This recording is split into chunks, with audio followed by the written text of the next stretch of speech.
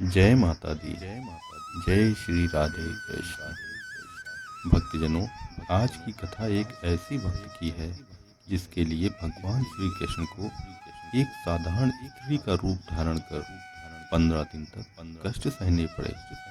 आइए भक्त शिरोमणि सखुबाई जी की कथा को श्रवण करते हैं। जय जय श्री राधे कृष्ण। महाराष्ट्र में कृष्णा नदी के तट पर करहार नाम के गांव में एक ब्राह्मण रहते थे, जिनके घर में 4 लोग थे, ब्राह्मण, ब्राह्मणी, उनका पुत्र और पुत्रवधू। उनकी पुत्रवधू का नाम सखुबाई था, जो बहुत ही सात्विक और ईश्वर भक्ति थी। परंतु घर के अन्य 3 लोग बहुत ही निम्न कोटि के थे। सखुबाई की स्थिति अपने ससुराल में कसाई के घर में गाय की जैसी थी। सखुबाई की सास जब तक 2-4 थप्पड़ और गाली न दे तब तक उसका भोजन पचता नहीं था। ऐसा ही स्वभाव सखुबाई के ससुर का था। यदि सखुबाई अपने पति से कभी कुछ कहती तो वो भी उसे प्रताड़ित करते थे। कुल मिलाकर तीनों एक ही राशि के थे। दिन भर अपने सास ससुर व पति की सेवा, घर का सारा काम करने के बावजूद एक क्षण के लिए भी भगवान श्री कृष्ण का विस्मरण नहीं होने देती थी। प्रातः काल से लेकर रात्रि में सबके विश्राम करने तक सखुबाई मशीन की तरह काम में लगी रहती। न भरपेट भोजन, प्रताड़ना अलग से, पहनने को फटे पुराने कपड़े दिए जाते। सखुबाई का शरीर एकदम जर्जर हो गया था, परंतु निरंतर विट्ठल विट्ठल, कृष्ण कृष्ण, गोविंद गोविंद, हरे हरे का मानसिक जप सदैव चलता रहता था। श्री सखुबाई अपने शील और स्वभाव को निरंतर प्रभु के चिंतन के अनुसार ऐसा शांत बनाए हुए थी कि चाहे कितना भी प्रतिकार हो, कभी पलटकर किसी को जवाब नहीं दिया, क्योंकि जिस हृदय में गोविंद विराजते हों वहाँ सुख दुख, चिंता, भय, शिकायत आदि का कोई स्थान नहीं रहता। वो विचार करती, कितने कृपालु हैं मेरे गोविंद, जो मुझे ऐसे सास ससुर व पति मिले हैं। अगर ये मुझे प्यार देते, दुलार देते तो शायद मैं अपने गोविंद को हर क्षण नाम जप न कर पाती। आस पड़ोस के लोग सखुबाई की दशा देखकर विचलित होते थे, परंतु उनकी सास के स्वभाव के कारण उन लोगों की कुछ भी कहने की हिम्मत नहीं होती थी। एक दिन मौका पाकर एक पड़ोसन ने सखुबाई से कहा, तुम इतना दुख सहती हो, क्या तुम्हारे मायके में कोई है नहीं? ना कोई तुमसे मिलने आता है और ना तुम ही कभी जाती हो। ऐसा करो कि किसी के हाथ कोई संदेशा ही भिजवा दो। सखुबाई ने कहा, मेरा मायका पंढरपुर में है। मेरे मायके में विट्ठल जी और रुक्मणी मैया जी हैं और सखी, उनकी बहुत सारी संतानें हैं, बहुत बड़ा परिवार है और मुझे लगता है वो अपनी असंख्य संतानों में व्यस्त रहते हैं, तभी मुझ गरीबनी को याद भी नहीं करते, परंतु उनकी बहुत कृपा है हमारे ऊपर। पड़ोसन को सखुबाई की बात समझ नहीं आई और वे अपने घर चली गई। पंढरपुर महाराष्ट्र का प्रसिद्ध धाम है, जहाँ आषाढ़ शुक्ल पक्ष की एकादशी को बहुत बड़ा मेला लगता है। भगवान पंडरीनाथ श्री विट्ठल भगवान के दर्शन करने बहुत दूर दूर से भक्त लोग भजन कीर्तन करते हुए आते हैं। एक दिन सखुबाई कृष्णा नदी से जल भरने के लिए गईं तो देखा भक्तों की टोली हरि भजनों को गाते हुए पंढरपुर भगवान विट्ठल के दर्शन करने को जा रही है। सखुबाई का हृदय भी अपने प्रियतम गोविंद से मिलने के लिए मचल गया। उन्होंने घड़े को वहीं रखकर भक्तों की टोली के साथ भजन कीर्तन करती हुई चल दी। एक पड़ोसन ने जब देखा तो जाकर सखुबाई की सास को बताया, तुम्हारी बहू भक्त मंडली के साथ पंढरपुर जा रही है। सुनकर क्रोध से भरकर सास ससुर व पति ने डंडे लेकर वहां पहुंचे और तीनों ने सखुबाई को पकड़कर डंडों से मारते हुए घसीटकर घर में ले आए और घर में भी लाकर तीनों ने सखुबाई की खूब पिटाई की। सखुबाई हे गोविंद, हे विट्ठल, हे गोपाल यही उच्चारण करती रही। सास ने अपने बेटे से कहा, मार मार के इसकी टांगे तोड़ दो। अभी 2 सप्ताह पंढरपुर की यात्रा चलेगी, 15 दिन तक इसे बांध कर डाल दो। इन 15 दिन में न इसे पानी दिया जाए और न ही कुछ खाने को दिया जाए। सास की बात सुनकर ससुर और पति ने सखुबाई को रस्सी से कसकर बांध दिया। सखुबाई ने मन ही मन विचार किया, कि मेरे प्रियतम मेरे गोविंद मेरा कितना ध्यान रखते हैं, कि मुझे कितना सुंदर पल दिया जब भक्तों के साथ आपके भजनों में रमने का समय दिया। और गोविंद से प्रार्थना करने लगी कि हे गोविंद, हे विट्ठल, क्या इतनी कृपा नहीं होगी कि इस जीवन में आपके दर्शन प्राप्त कर सकूं? हे नाथ, कृपा करो मेरे विट्ठल, मुझ पर कृपा करो। सखूबाई बार बार अपने गोविंद, अपने विट्ठल का आंतरिक चिंतन करने लगी। उधर रुक्मणी मैया ने देखा कि भगवान के चेहरे पर बड़ी उदासी और चिंता है, तो पूछा, हे नाथ, आपका चिंतन करने पर सबकी चिंता हट जाती है। आप चिंता में हैं तो जरूर कोई भक्त कष्ट में है। भगवान ने कहा, हाँ, एक भक्त है जिसकी आर्त बुखार से मेरा हृदय जल रहा है। अतः कुछ दिन के लिए मैं जा रहा हूँ और उसके यहाँ मुझे रहना भी पड़ेगा। उधर भगवान ने सुंदर नवयुवती का भेष बनाया और सखूबाई के पास जाकर कहा, सखूबाई, सखूबाई, क्या तुम्हें पंढरपुर जाना है? चलोगी हमारे साथ पंढरपुर?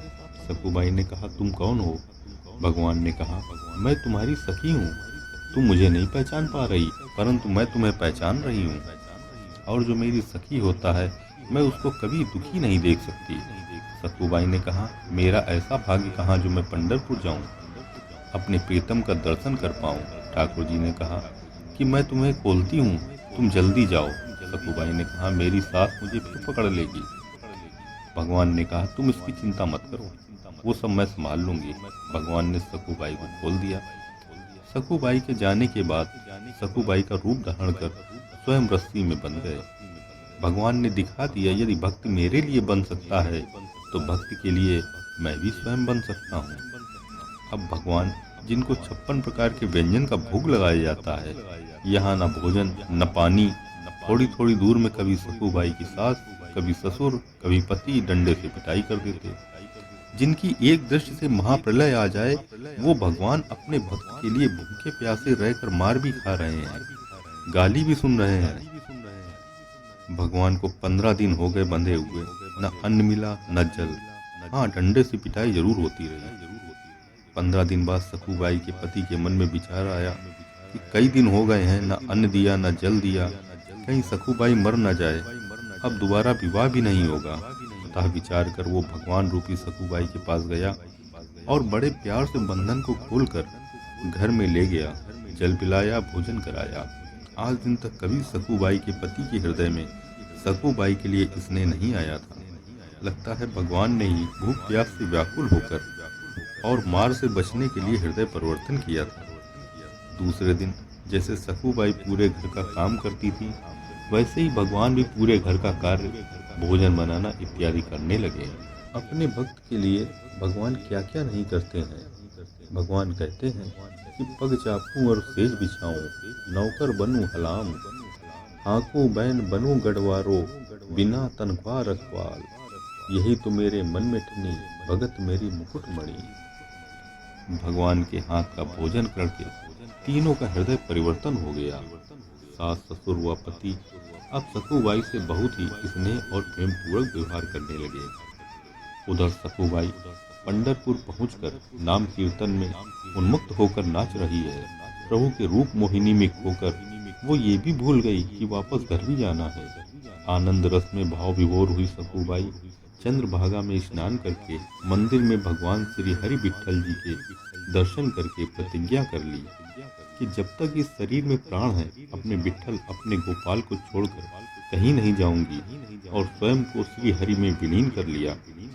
सखूबाई के गांव करहार के निकटवर्ती गांव किवल का एक बुजुर्ग भी भक्त मंडली के साथ यहाँ आया हुआ था।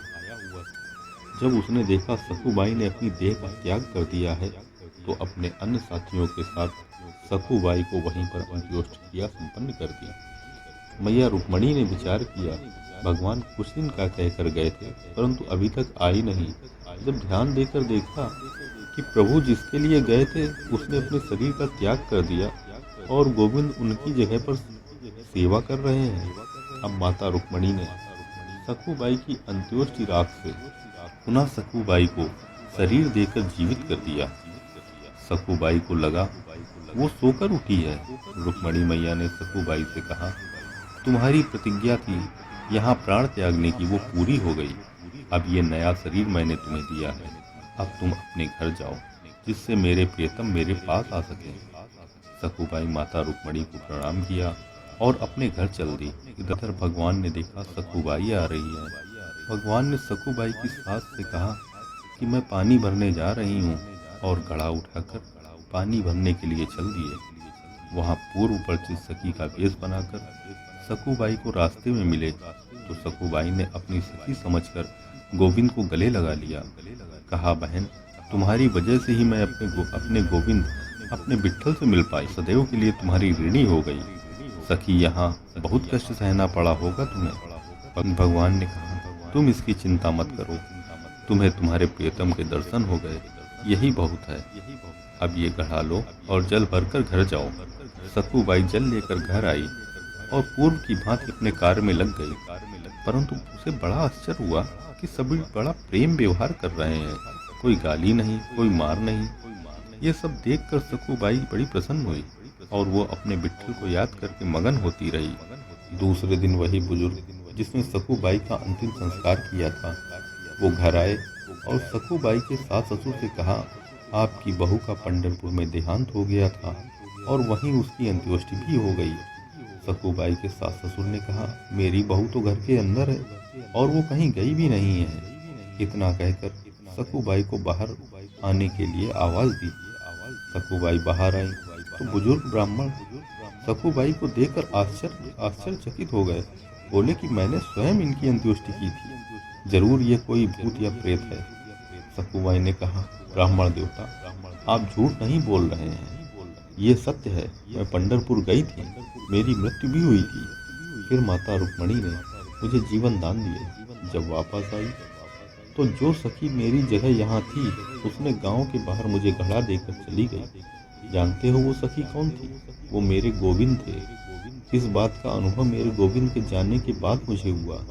इतना सुनते ही सास ससुर और पति सखुबाई के चरणों में नतमस्तक हो गए और कहा, हमें क्षमा कर दो, तुम्हें और तुम्हारी भक्ति को हम पहचान नहीं सके। सखुबाई ने उनको भक्ति का उपदेश दिया और हरि नाम का जप करते हुए अंत में गोपाल के धाम को प्राप्त हुए। प्रभु, जैसी भक्ति आपने सखुबाई को दी है और जैसी कृपा आपने उन पर की है, ऐसी कृपा इस कथा को सुनने वाले सभी भक्तों पर बनाए रखना। भक्तजनों, यदि इस कथा को सुनकर हृदय को सुख और शांति का अनुभव हुआ हो तो कृपया चैनल को सब्सक्राइब करें और वीडियो को लाइक करें तथा अंत में राधे कृष्ण कृष्ण कृष्ण राधे राधे अवश्य लिखें।